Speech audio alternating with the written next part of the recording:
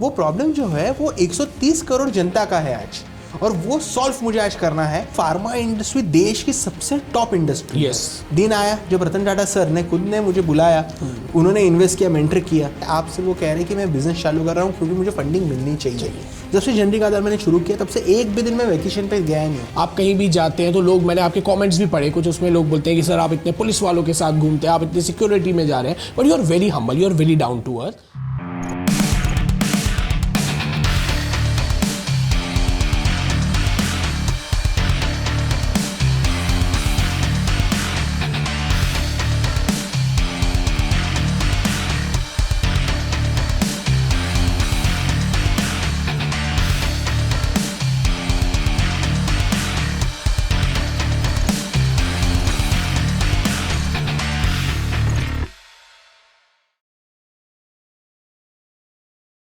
As is just a number. हमने हमेशा सुना है कि उम्र छोटी है, अभी बहुत काम करना है, लेकिन एक ऐसे शख्स है, एक ऐसे एंटरप्रेन्योर है, एक ऐसी पर्सनालिटी है जो इन सारी चीज़ों को ना पीछे छोड़ देती है। हम में से बहुत से लोग सपने बहुत बड़े बड़े देखते हैं, पर हम कितना एफर्ट डालते हैं उन सपनों को रियलिटी बनाने में। तो ऐसी एक शख्स है अर्जुन देश पांडे, जो आज किसी परिचय का मोहताज नहीं है, और हमारे साथ आज rest of life best of life podcast show में हमारे साथ आए। Welcome Arjun, and thanks a lot कि आपने समय निकाला। मेरा एक छोटा सा सवाल है भाई, जिस उम्र में 16 साल की एक उम्र होती है जहाँ पे मैं बड़ा परेशान था कि मैं मैथ्स लूँ या कॉमर्स लूँ, उस एज में कैसे सूझा कि 125 करोड़ हिंदुस्तानियों की प्रॉब्लम को सॉल्व करना है? ये थॉट कहाँ से आया? पहले तो मतलब मैं हमेशा कहता हूँ कि एंटरप्रेन्योरशिप जो होता है ये सिर्फ एक व्यवसाय करने का माध्यम नहीं होता है, बट एक बहुत बड़ा प्रॉब्लम सॉल्व करने का जरिया होता है। तो मतलब मैंने जब 16 साल की उम्र में जब ये चीज़ की शुरुआत की थी जनरिक आधार की, तब कोई भी एक मतलब बिजनेस करने के लिए मैंने कभी जनरिक आधार की शुरुआत नहीं की थी। मतलब जस्ट मेरा 10th क्लास का एग्जामिनेशन हो गया था और तभी मैं ऐसे एक मेडिकल स्टोर में चला गया था और वहाँ पर एक दादाजी से मेरा परिचय हुआ। और वो दादाजी जो थे 70-80 ईयर्स के रहे होंगे और उनके वाइफ को कैंसर की दवा चाहिए थी, और जो कि हर महीने उनको 15,000 की लेनी पड़ती थी और उनके पास में इतने पैसे नहीं होते थे। और उनका जो बेटा था मुंबई जैसे शहर में वो ऑटो चलाता था, तो उनका महीने का जो खर्चा था दवाइयों के ऊपर, कैंसर के दवाइयों के ऊपर, वो बहुत ज़्यादा था। ये देखने के बाद मुझे मतलब बहुत मतलब गलत लगा कि हमारा देश, जो हम लोग कहते हैं कि पूरे वर्ल्ड का, पूरे विश्व का एक जेनरिक दवा का मतलब बहुत बड़ा मैन्युफैक्चरर है, देन ऑल्सो हमारे लोगों को आज ग्राउंड लेवल पे मेडिसिन लेने के लिए बहुत दिक्कत का सामना करना पड़ता है। तो मैंने सोचा कि ये जो प्रॉब्लम है ये सिर्फ एक वो दादाजी का नहीं है, वो एक सिर्फ वो दादाजी तक लिमिटेड नहीं है। वो प्रॉब्लम जो है वो 130 करोड़ जनता का है आज, और वो सॉल्व मुझे आज करना है। तो उसके लिए मतलब तब तो कुछ फंडिंग नहीं था, कुछ नहीं था, एक सिर्फ विचार था। तो मैं हमेशा एक चीज़ कहता हूँ कि जब हम लोग एंटरप्रेन्योरशिप बात करते हैं तो व्यवसाय करने के लिए, बिजनेस करने के लिए सिर्फ एंटरप्रेन्योरशिप नहीं होती। हमको कभी वो बर्निंग प्रॉब्लम, मतलब मुझे वो 16 साल की उम्र में आया, किसी को वो 20 साल की उम्र में आ सकता है, 70 साल की उम्र में भी आ सकता है। So it is not just a age or a number, it is about a big problem what you are solving into the society. So वो चीज़ से मैंने तब शुरुआत की थी। इसी में एक चीज़ मुझे समझ आती है अर्जुन, कि आपने कहा प्रॉब्लम सॉल्व करना है, हाँ जी। बट एक वो एज होती है जहां आदमी कंफ्यूज रहता है अपने करियर को लेके। और जब आपने ये सोचा कि मुझे जेनरिक आधार, तो जेनरिक आधार ही नाम क्यों आया आपके माइंड में? कि कुछ और भी नाम आ सकता था, कुछ फैंसी सा, जेनरिक आधार नाम क्यों आया? अभी जनरिक आधार तब तो मतलब मैंने जब शुरुआत किया था तब एक लोगों से जुड़ना है, काम करना है, ऐसा कुछ मेरे मन में भी नहीं था कि इतना बड़ा ब्रांड मेरे को बनाना है करके। तब मतलब एक हमारा सिर्फ इंटेंशन साफ रहता है और हम लोग काम के लिए शुरुआत कर देते हैं। और तब जब हमारा इंटेंशन साफ रहता है और हमको कुछ इतना बड़ा हमारे, तब मतलब ऐसा नहीं होता कि मेरे को ब्रांड बनाना है, ब्रांड बिल्डिंग करना है, ऐसा तब कुछ नहीं होता है। शुरुआती समय में सिर्फ हमको एक रियल प्रॉब्लम सॉल्व करना है, और तब सॉल्व करने के लिए नाम मैटर नहीं करता, काम मैटर करता है। exactly. तब मैंने क्या किया, जनरिक मतलब अभी मैं काम करने वाला वो जनरिक दवा में करने वाला हूँ, और जनरिक दवा का क्या होने वाला है लोगों को, वो एक सपोर्ट होने वाला है। सपोर्ट का मतलब क्या है? आधार है। yes. तो एक जनरिक आधार के नाम से मैंने शुरुआत कर दी, और आज मतलब एक से शुरू होने वाली चीज आज 2000 से ज्यादा पूरे देश भर में हमारी फ्रेंचाइजीज है। क्या बात है, और लोगों को सेवा प्रदान कर रहे हैं। क्या बात है। जब होता है कि हम में से कुछ लोग सिंगर बनना चाहते हैं, कुछ एक्टर्स बनना चाहते हैं, कुछ क्रिकेटर, एक ऐसी चीज़ जिसमें करियर की कोई श्योरिटी नहीं रहती, और आप जब अपने घर वालों को बताते हैं, अगर मैं अपनी बात कहूँ तो मुझे याद है मैंने 10th में मम्मी पापा को बोला कि यार मुझे सिंगर बनना है, आप मुझे एक म्यूजिक यूनिवर्सिटी भेज दो। तो 3 दिन घर का ऐसा माहौल था कि जैसे कोई गुजर गया हो और मैंने उसकी हत्या कर दी हो। ऐसे टाइम में जब आपने उस एज में अपने घर वालों को बताया होगा, दोस्तों को बताया होगा, उनका पहला रिएक्शन क्या था आपके लिए? मैंने जब शुरुआत किया था जनरिक आधार का, मतलब हम सभी, मतलब आपका जो पॉडकास्ट भी आज देख रहे होंगे तो हमारे सब युवा रहेंगे, यंग यूथ रहेगा, और ये प्रॉब्लम हर किसी के साथ आती है कि हम लोग हमारे पेरेंट्स को कैसे कन्विंस करें। और मैं भी मतलब जहाँ जहाँ पर बड़े बड़े टॉक शोज में देता हूँ, इवेंट्स में जाता हूँ, तो युवा मेरे को अक्सर ये चीज़ पूछते हैं कि हमारे पेरेंट्स को हम लोग कन्विंस कैसे करें हमारे टीन एज में, अर्ली एज में। तो मैंने क्या किया था, वो बहुत सा मतलब इंटरेस्टिंग स्टोरी है। तब मैंने, जब मेरे को ये प्रॉब्लम दिखा, मैं बहुत सारे जगह पे, मतलब मेरे पास में कुछ पैसे नहीं थे, सिर्फ 15,000 रुपये मेरे जेब में तब थे। 15,000 रुपये मैंने अरेंज किए थे और मुझे ये चीज़ की शुरुआत करनी थी। तो मैं कैसे करूँगा, जब मेरे पास में जो फार्मा इंडस्ट्री की हम लोग जब बात करते हैं तो ऐसा लगता है कि चालू करने के लिए, शुरू करने के लिए हम लोग करोड़ों रुपये का इन्वेस्टमेंट लगता है। तो क्योंकि हमको मेडिकल स्टोर डालने पड़ेंगे, ऑनलाइन चालू करना पड़ेगा, वैसा मेरे पास में कुछ बैकिंग नहीं था। तो मैंने क्या किया, पहले जो दिन थे, एक महीना मैं, मतलब मेरा जस्ट कॉलेज का शुरुआत होता, मैंने बहुत बंक किए और मैं मेडिकल टू मेडिकल में चला गया। 100-150 मेडिकल्स के ऊपर मैंने विजिट किया और उनको कन्विंस किया कि आप मेरे साथ में जुड़िए, मेरी फ्रेंचाइजी बनी है। और तब तो मेरे उसमें ब्रांड का नाम भी नहीं था। तो फ्रेंचाइजी का मतलब ये होता है कि आप किसी को आपका ब्रांड देते हैं और उसका बिजनेस बढ़ाते हैं। तब तो मेरे उसमें ब्रांड भी नहीं था, सिर्फ मेरे पास में मेरा एक विजन अच्छा था, मिशन अच्छा था, और मैं उनको बोला कि मैं आपका बिजनेस बढ़ा के दूंगा। तो मेरा पहला स्टोर जो था वो मेरा कन्विंस हुआ, और जब मेरा वो पहला स्टोर कन्विंस हुआ 1-1.5 महीने के बाद में, तब तक मैंने घर पे कुछ नहीं बताया था।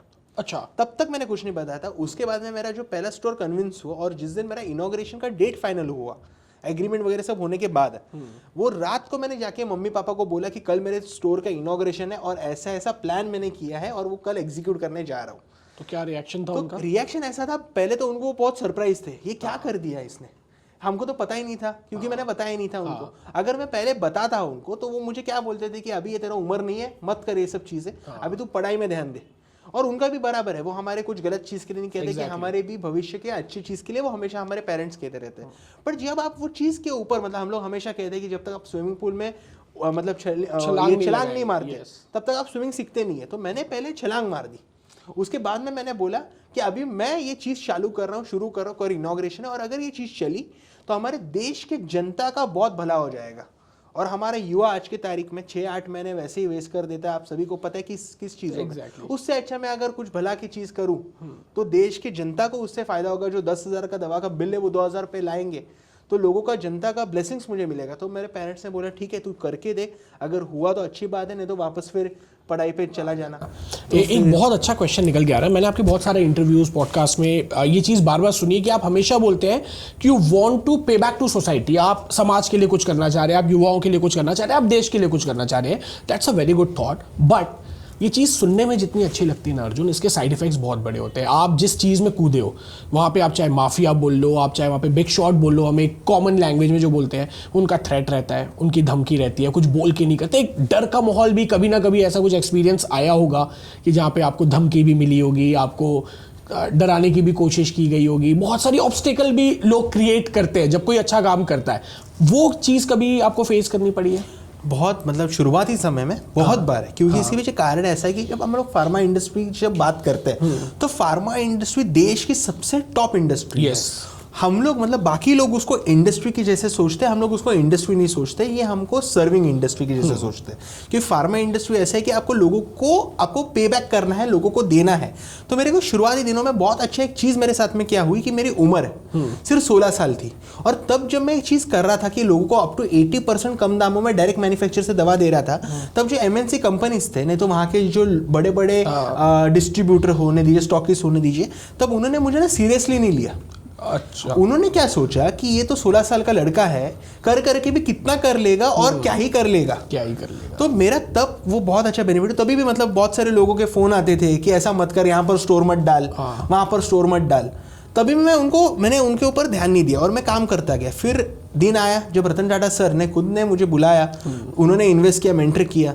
आज तो मतलब हमारे राष्ट्रपति जी ने, योगी जी ने, हमारे मुख्यमंत्री महाराष्ट्र के सभी, आज सभी लोग हमारे साथ में खड़े। तो आज तो मतलब ना तो कोई आएगा, और आज उनसे ज्यादा और बड़ी बात है जनता हमारे साथ है। एग्जैक्टली। और जनता का जब प्यार होता है तब हम लोग को और प्रोत्साहन मिलता है और अच्छी चीजें करने का। मेरा नेक्स्ट क्वेश्चन ही इसमें था कि हम बचपन से पूरा इंडियन, मतलब जितने इंडियन यूथ होते हैं, उनसे पूछा जाए कि ऐसी कौन सी एक शख्सियत है जिनसे वो सबसे ज्यादा प्रभावित होते हैं, तो 2 नाम सबके जहन में आता है। एक APJ अब्दुल कलाम का, दूसरा आता है रतन टाटा सर का। तो वो ही मैं पूछना चाह रहा था कि जो आपके आइडल होते हैं, उन्होंने आपको जब फोन किया कि यार you are doing a great job, I want to invest, आपका पहला रिएक्शन क्या था? और आप जब उनसे मिले तो आपके अंदर क्या फीलिंग चल रही थी कि आप द रतन टाटा से मिल रहे हो, तो वो क्या फीलिंग थी? बहुत ही मतलब मेरे साथ में जो मेरे फीलिंग में अभी वो एक्सप्रेस नहीं कर सकता हूँ। शुरुआती दिन में जब मेरे को पहला मेरा टेड टॉक वायरल हुआ तो उसके बाद रतन सर का मेरे को मीटिंग के लिए इनविटेशन आया और मेरा पहला मीटिंग उनके साथ में 20 मिनट का था और वो चला था 3 घंटे तक।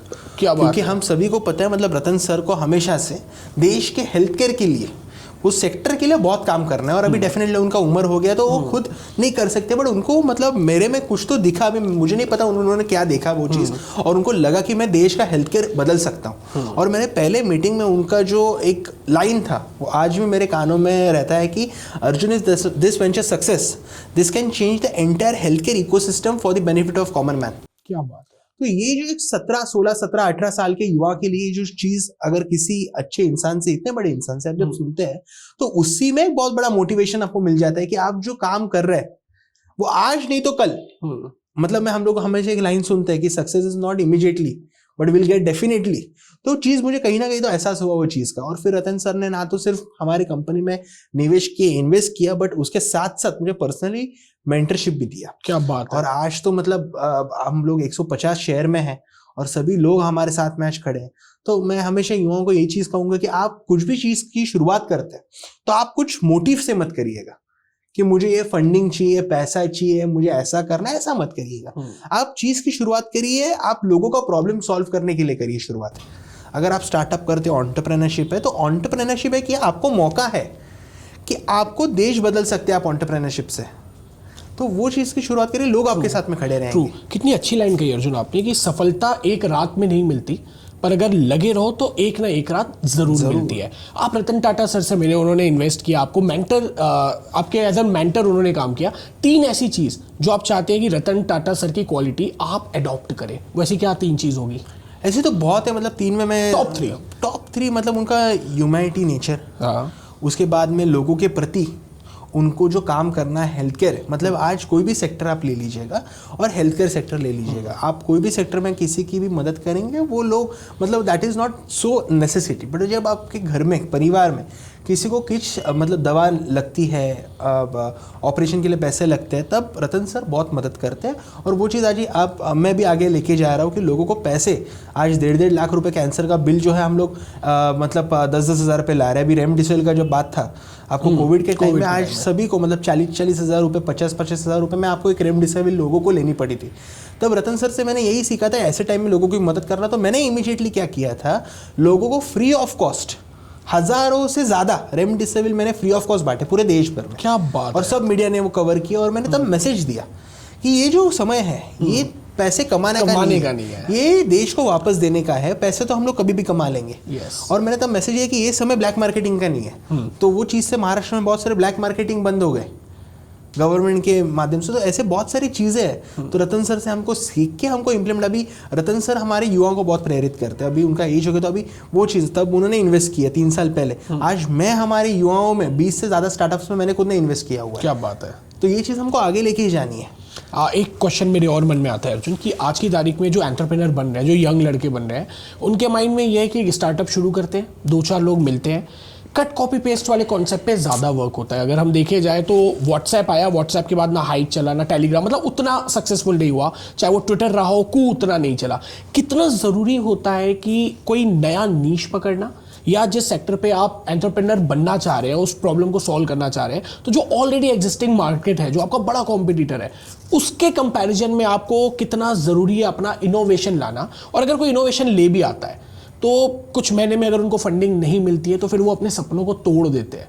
तो फिर वो क्या चीज़ें हैं जिनका ध्यान रखना चाहिए अपने बिजनेस को एक सक्सेसफुल सस्टेनेबल मॉडल बनाने के लिए? बहुत इंपॉर्टेंट क्वेश्चन है ये। मैं आपको एक चीज़ बताऊंगा, फंडिंग अगर आप बिजनेस शुरू करते हैं फंडिंग लेने के लिए, तो व्यवसाय आप लॉन्ग टर्म के लिए नहीं कर रहे, आप सिर्फ वो कह रहे हैं कि मैं बिजनेस चालू कर रहा हूँ क्योंकि मुझे फंडिंग मिलनी चाहिए। फंडिंग मिलने के लिए आप बिजनेस कभी स्टार्ट मत करिए, आप स्टार्टअप कभी शुरू मत करिए। मेरे को बहुत सारे युवा आज मिलते हैं जब वो कहते हैं कि हम लोग अभी बिजनेस शुरू कर रहे हैं, हम लोग को फंडिंग कैसे मिलेगी। अब तक बिजनेस भी नहीं शुरू किया उन्होंने, बट पहले उनके ध्यान में क्या, मेरे को पैसा कहाँ से मिलेगा, फंडिंग कौन देगा। मैंने बोला भाई साहब, आपको अगर आपके खुद के बिजनेस के ऊपर अभी भरोसा नहीं, आपने शुरू नहीं किया, आप क्या उम्मीद रखते हैं कि कोई तो थर्ड पर्सन आके आपके बिजनेस के ऊपर विश्वास रखेगा और आपको पैसा दे देगा? ऐसा बिल्कुल होने वाला नहीं है। तो आप क्या करिए, बिजनेस जब शुरू करते हैं, अगर आपको सफलता करनी है तो फंडिंग के पीछे मत भागना, आप प्रॉब्लम सॉल्व करने के पीछे भागना। अगर आप बड़ा प्रॉब्लम सॉल्व कर रहे हैं तो प्रॉफिट भी आएगा, रेवेन्यू भी आएगा और आपका बिजनेस भी चलेगा। तो आज जंदी का आधार में आज हम लोग ने 3 साल के ऊपर एक बार भी मैं कोई भी इन्वेस्टर के पीछे में गया नहीं हूँ। अच्छा, एक भी पीछे नहीं गया हूँ। अभी रिसेंटली जापान से सबसे बड़े वीसी ने हमारे कंपनी में निवेश किया है, वो सामने से अप्रोच करके किया, क्योंकि हम लोग डे 1 से we are an profitable company. Okay, मैंने कैश बर्न हम लोग करते नहीं है, क्योंकि कैश बर्न मैं हमेशा युवाओं को मतलब एक चीज कहता हूँ कि कैश बर्निंग जब तक आप लोग कर रहे हैं तब तक क्यों कर रहे हैं, क्योंकि आपका लॉस मेकिंग कंपनी है। आज अगर आप कोई भी बड़े बड़े एग्जांपल्स देखेंगे तो जब तक फाउंडर के पास में लास्ट का 1% इक्विटी है ना, तब तक कंपनी का है। उसके बाद में क्या होगा, होने वाला है, कब तक पैसा बंद करेंगे। तो आप सस्टेनेबिलिटी के ऊपर काम करिए। आप start with an startup but always dream to build an organisation.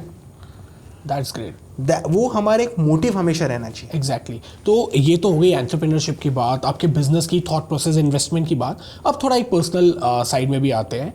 जो दोस्त पुराने होते हैं वो आज आपकी लाइफ में क्या मायने रखते हैं?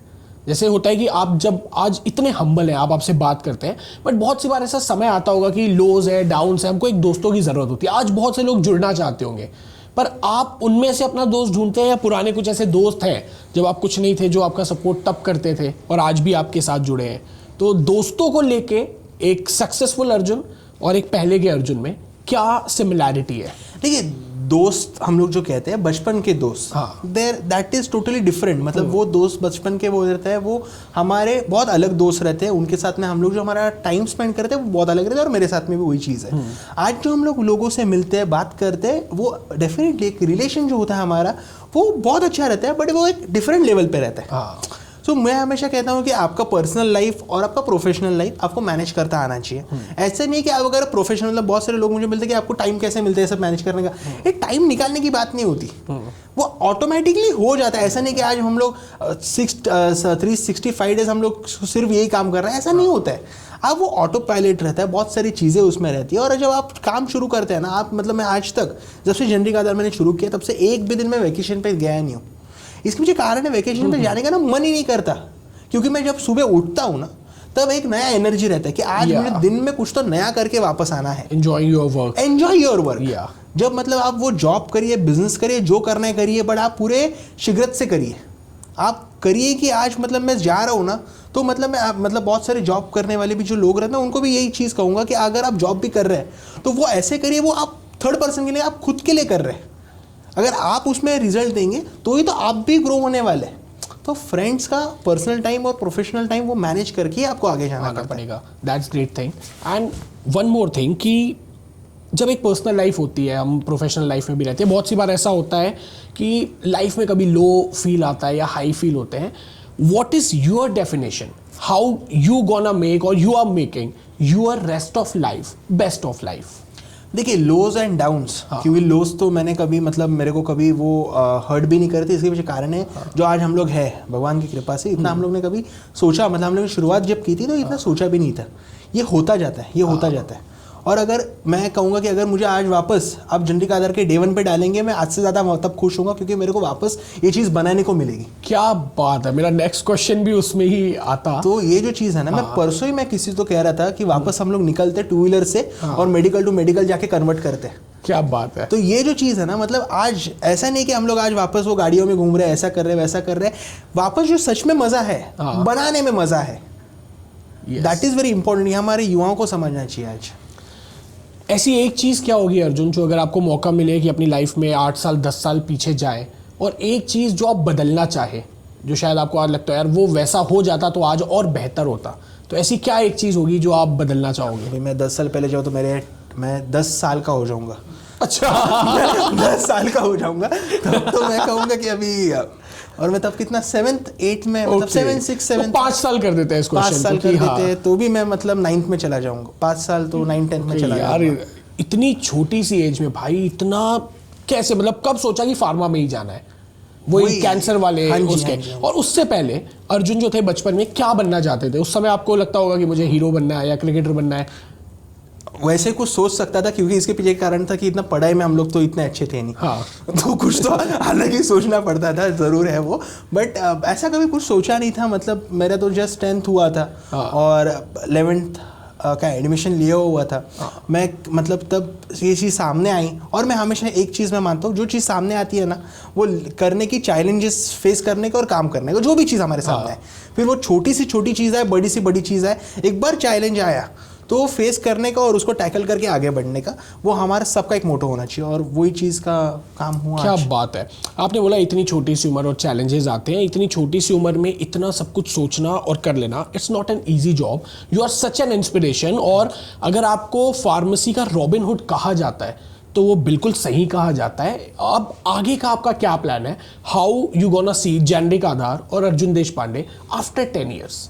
श्योर। तो मैं तो कहूँगा कि आज जेनरिक आधार जो है वो हम लोग ने आज 1% भी नहीं अचीव किया है जो हमको करना है। क्योंकि आज हमारा देश जो है इंडिया, अगर आप देखेंगे तो हमको लास्ट माइल तक पहुँचना, और last mile is not just Mumbai, Delhi, Bangalore. मैं हमेशा कहता हूँ कि हमारा जो सच का भारत है, रियल इंडिया, वो हमारा शुरू होता है 40 से 50 किलोमीटर अर्बन सिटीज़ के। मतलब मुंबई से आप 40 किलोमीटर दूर चले जाइए, बैंगलोर से चले जाइए, और वो हमारा भारत है। आज मैं गाँव में घूमता हूँ, वहाँ पर फ्रेंचाइजी इनॉग्रेट करता हूँ, वहाँ पर जाके जो मतलब मैं देखता हूँ, तो आज के तारीख में भी लोगों को एफोर्डेबिलिटी दवाइयों की, that is a secondary part. पहला क्या है कि वो उनको मेडिसिन वहाँ पर मिलनी चाहिए।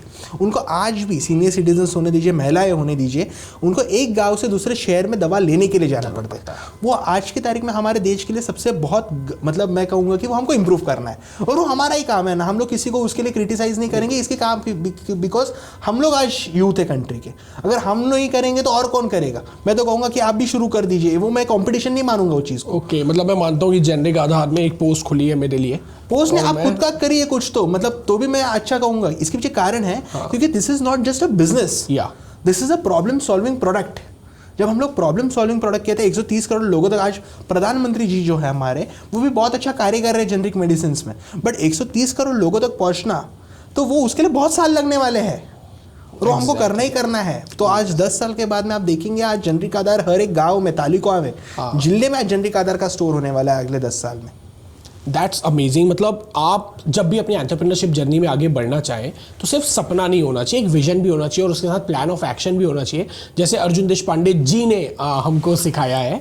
एक और चीज़ अर्जुन, मैंने यूजुअली देखा है, आप इतनी छोटी सी उम्र में हैं, आप कहीं भी जाते हैं तो लोग, मैंने आपके कॉमेंट्स भी पढ़े कुछ, उसमें लोग बोलते हैं कि सर आप इतने पुलिस वालों के साथ घूमते हैं, आप इतनी सिक्योरिटी में जा रहे हैं, but you are very humble, you are very down to earth.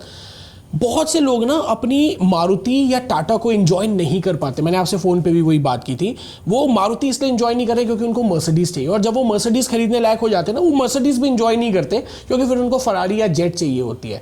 What's your take on this कि यार लाइफ को प्रेजेंट में जियो, आप फ्यूचर के लिए मेहनत करते रहो, या नहीं आप जो है वो ठीक है भूल जाओ, आपको आगे के लिए और ज़्यादा मेहनत करनी चाहिए? What's your take? पहले तो मतलब जैसे अपने पुलिस की बात की, तो पुलिस सिक्योरिटी तो मुझे वहाँ के गवर्नमेंट देती है, वो उनका बड़प्पन है हमारे लिए, क्योंकि जनता का मतलब ये सिर्फ एक व्यवसाय नहीं है, ये जनता के लिए काम है, तो आज सभी लोग उसमें हैं। दूसरी बात, अभी मतलब हम लोग डे बाय डे हम लोग खुद अपग्रेड होते जाते हैं। मतलब बचपन में हम लोग डिफरेंट चीज़ें करते हैं, फिर अलग उम्र में आके डिफरेंट चीज़ें करते हैं। तो एंटरप्रेन्योरशिप जर्नी में भी अगर आप खुद को अपडेट नहीं करेंगे तो डेफिनेटली आप वो नहीं। अभी मतलब मैं आपको ये भी कहूँगा कि आज भी अगर मुझे आप बोलेंगे 3 साल पहले चले जाओ, तो मैं चला जाऊँगा पर्सनल लेवल पे, वही चीज़ करूंगा जो मैं 3 साल पहले करता था। वो मेरे लिए खुशी होने वाली, वो इंटरनल पीस होने वाला है। बट अगर आप जिस दिन आपको बिजनेस को और बड़ा करना है, और बिजनेस को बड़ा करना है सिर्फ अपने लिए नहीं है कि देश के प्रति है, तो वो सब चीज़ें होती जाती है। तो आपने जैसे कहा कि मारुति से मर्सिडीज, मर्सिडीज से फरारी, ये जर्नी जब होती है ना, तो ही उसमें आप मतलब एंटरप्रेन्योरशिप में एम्प्लॉयमेंट क्रिएट कर सकते हैं। आज जैसे हमारी कंपनी बड़ी हो रही है, आज हम लोग ने देश में 10,000 से ज़्यादा डायरेक्ट इनडायरेक्ट जॉब्स क्रिएट किए। तो आप सिर्फ एक एंटरप्रेन्योर को ऐसे नहीं देखिए कि वो एक लग्जरियस लाइफस्टाइल जी रहा है, बट उसके साथ साथ उसके वजह से आज कितने देश में रोजगार हो रहे हैं चालू। आज हमारी कंपनी में बीच में वीसी, जापान की वीसी ने इन्वेस्ट किया। अभी हम लोग ने क्या किया, एफडीआई जो है आउट ऑफ इंडिया का फॉरेन करेंसी हम लोग ने देश में लाया, और देश के नौजवानों को उसका रोजगार दिया। सो मुझे लगता है हर एक डॉट्स हमको जोड़ते आने चाहिए और हमको खुद को लाइफ को नेक्स्ट लेवल पे लेके जाने के लिए आना चाहिए। That's great. मतलब जिस उम्र में हम सब्जेक्ट चुनने के लिए परेशान रहते हैं, उस उम्र में एक सीईओ जो है सीटीओ और ये सब चीज़ों को चूज कर रहा है, फंडिंग आ रही है, सारी चीज़ें आ रही है। अब जब अपग्रेड करने की बात आती है तो अर्जुन की लाइफ में जो अर्जुन की दुल्हनिया होगी वो अर्जुन खुद पसंद करेगा या अर्जुन के घर वाले? आप करवा दीजिए अभी तो। चलो, thank you so much Arjun कि आपने आज rest of life best of life talk show के लिए समय निकाला। एंड आई रियली विश जो आपका विजन है उससे ना सिर्फ इंडिया बल्कि पूरे वर्ल्ड को फायदा पहुंचे, और ये आज की नीड है। एंड आई एम श्योर आपको फार्मेसी का रॉबिनहुड इंडिया में ही ना कहा जाए, पूरे विश्व में कहा जाए। एंड आई रियली विश कि वो सारी सफलता, वो सारे आयाम जो आपने खुद के लिए सोचे हैं उससे ज्यादा ईश्वर आपको दे। एंड आप अपनी तो rest of life best of life बना रहे हैं, आपकी बातें इतना इंस्पायर करती है ना, आई एम श्योर आज पूरा इंडिया अपनी rest of life best of life बनाने के लिए काम शुरू कर देगा। थैंक यू सो मच भाई। Thank you so much for having me. और आप भी जो इतना अच्छा कार्य कर रहे हैं, मतलब युवाओं को प्रति उनको motivation is very important for them. वो कुछ तो खुद का चालू करे तो it's really hats off to you. Thank you so much भाई।